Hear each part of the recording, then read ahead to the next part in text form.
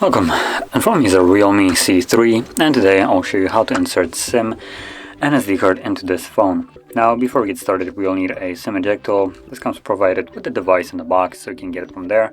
Or you could also use paperclip, straighten out one on the ends, and it should work just as well. So from there, let's pop out the tray, which looks like it's located on the upper left side of the phone, so right over here.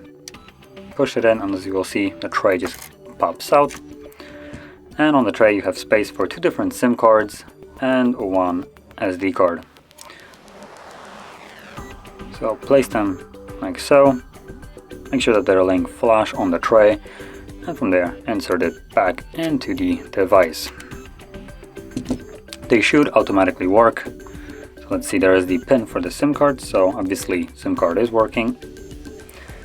And let's see,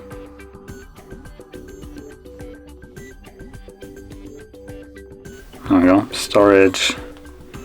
So there's the SD card as well. So obviously you can see that both of them are working just fine, and that is how you can insert your cards into this phone. Now, if you found this video helpful, don't forget to hit like, subscribe, and thanks for watching.